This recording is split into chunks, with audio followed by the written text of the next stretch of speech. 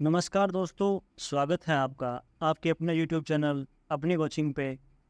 जैसा कि जानते हैं, आज है 19 जुलाई और 19 जुलाई के फोर्थ शिफ्ट का एग्ज़ाम भी समाप्त हो चुका है।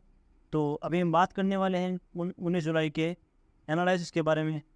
तो आज वीडियो थोड़ा लेट हो गया है क्योंकि क्वेश्चन पहले मिल नहीं पाए थे, स्टूडेंट ने भेजे नहीं। तो और आज वैसे पेपर भी थोड़ा मॉडरेट था, तो फिर वीडियो स्टार्ट करते हैं। आज पहला क्वेश्चन पूछा गया था कि लोकरंग उत्सव किस राज्य में मनाया जाता है। तो ये लोकरंग उत्सव है, ये मध्य प्रदेश में मनाया जाता है। बात करें इसके बारे में, तो लोकरंग उत्सव है वो मध्य प्रदेश आदिवासी लोक कला अकादमी द्वारा आयोजित किया जाता है। अगला क्वेश्चन है कि जामदा नृत्य किस राज्य से संबंधित है। तो जामदा नृत्य का संबंध है वो झारखंड राज्य से संबंध है इसका। बात करें अगले क्वेश्चन की, तो उपराष्ट्रपति को शपथ कौन दिलाता है। तो उपराष्ट्रपति को शपथ है वो भारत के राष्ट्रपति और शपथ दिलाते हैं।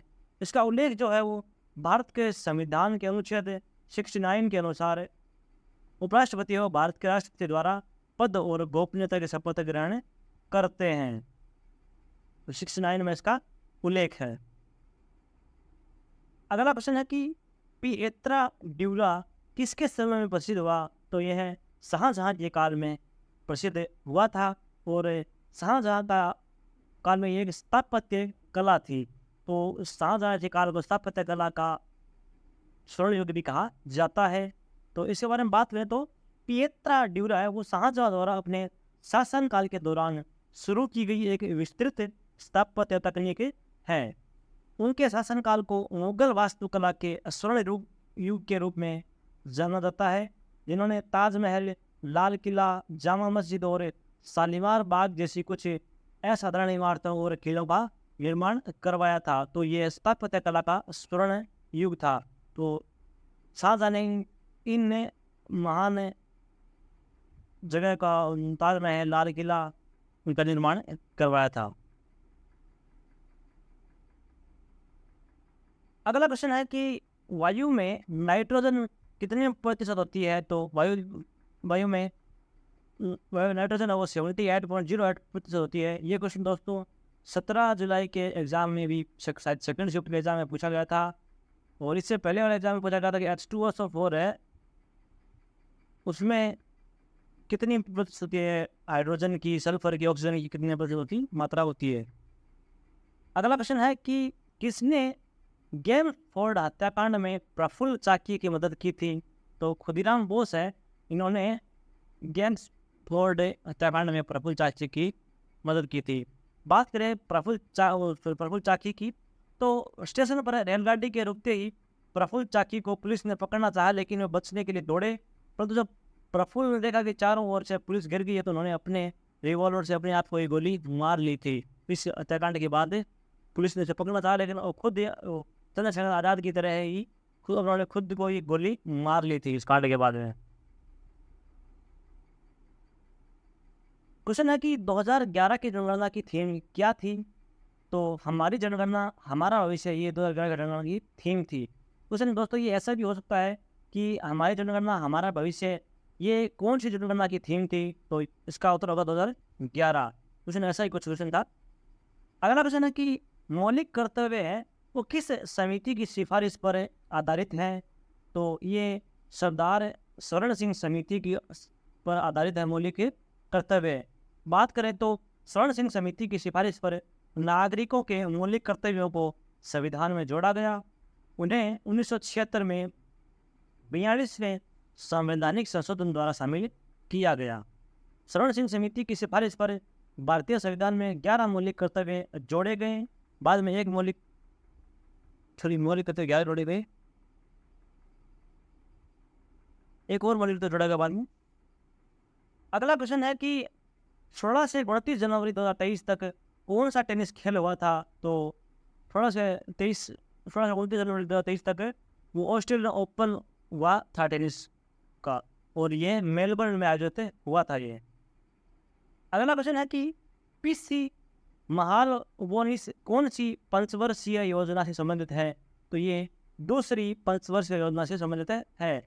बात करें इनके बारे में तो ये एक प्रसिद्ध भारतीय वैज्ञानिक एवं सांख्यिकीवादी थे। इन्होंने दूसरी पंचवर्षीय योजना के अपने मसौदे के कारण इन्हें जाना जाता है।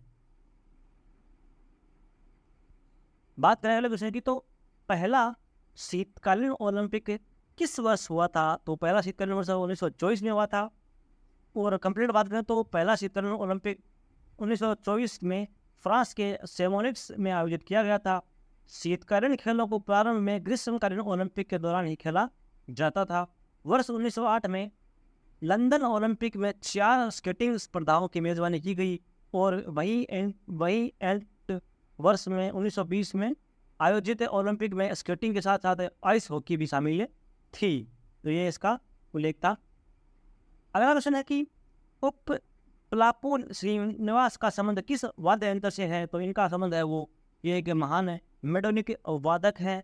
तो इनके बारे में बात करें तो उप लापू श्रीनिवास है जिनका जीवन काल है वो 1969 से 2014 तक रहा था। वो कर्नाटक शास्त्रीय संगीत घराने से एक भारतीय मोडलिक वादक और संगीतकार थे। क्योंकि वह एक प्रतिभाशाली बालक थे इसलिए उन्हें कभी कभी शास्त्रीय भारतीय संगीत का मोजार्ट कहा जाता था। अगला प्रश्न पूछा गया है कि वज्जी महाजनपद किसकी राजधानी वज्जी महाजनपद की राजधानी क्या थी? तो वज्जी महाजनपद की राजधानी थी वो थी वैशाली थी, जो कि वर्तमान के बिहार में स्थित है। अगला प्रश्न की बात करें तो लंदन में इंडिया हाउस की स्थापना किसने की थी? तो श्यामजी कृष्ण वर्मा ने है वो इसकी स्थापना की थी। बात करें इसके बारे में तो ये इंडिया हाउस है वो एक अनौपचारिक भारतीय राष्ट्रवादी संस्था थी। इसकी स्थापना ब्रिटेन के भारतीय छात्रों में राष्ट्रवादी विचारों का प्रचार करने हेतु श्यामजी कृष्ण वर्मा के संरक्षण में हाईगेट उत्तरी लंदन के एक छात्र निवास में की गई थी। अगला क्वेश्चन पूछा गया था कि हिंदुस्तान कॉपर लिमिटेड की स्थापना किस वर्ष हुई थी? तो हिंदुस्तान कॉपर लिमिटेड की स्थापना है वो 9 नवंबर 1967 को हुई थी। बात करें अगले क्वेश्चन की तो पीएम आत्मनिर्भर स्वच्छ भारत योजना किस बजट में शुरू हुआ? तो इसका 2021-22 में इसकी शुरुआत हुई थी। बात करें तो प्रधानमंत्री मोदी ने 4 जुलाई 2020 को ऐप के मामले में आत्मनिर्भर बनने के लिए ऐप इनोवेशन चैलेंज लॉन्च किया। ऐप इनोवेशन चैलेंज का मंत्र है भारत और विश्व के बनाओ। सॉरी ये इसका नहीं है, ये तो ऐप के बारे में है, इसका नहीं है। तो इसका ये आत्मनिर्भर स्वच्छ भारत अभियान भारत योजना है वो 2021-22 में लॉन्च हुई थी। एक शोर का एक्सप्लेनेशन है। अगला प्रश्न है कि विजरा चित्रसेना जिन्हें 2020 में पद्म पुरस्कार दिया गया था वह किस देश से संबंधित है? तो ये है श्रीलंका से संबंधित है और वो एक प्रसिद्ध नृत्यांगना है।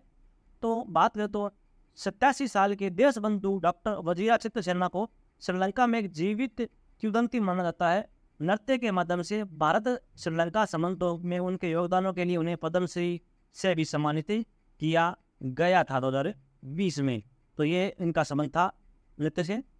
तो दोस्तों ये था आज के हमारे सेगमेंट का चारों का हमने एनालिसिस करवाया है। अब आपको एनालिसिस कैसा लगा ये कमेंट बॉक्स में जरूर बताइएगा। अगर वीडियो आपको पसंद आया है तो वीडियो को लाइक कीजिए और शेयर कीजिए अपने दोस्तों के साथ में, और हमारे चैनल को वो सब्सक्राइब जरूर कीजिएगा। और अगर आपको इस वीडियो का PDF चाहिए तो आप हमारे टेलीग्राम ग्रुप को ज्वाइन कर सकते हैं, वहाँ से आपको free of cost PDF provide करवा दिया जाएगा। दोस्तों ऐसे ही हमारे चैनल पर सपोर्ट बनाए रखिएगा। धन्यवाद दोस्तों।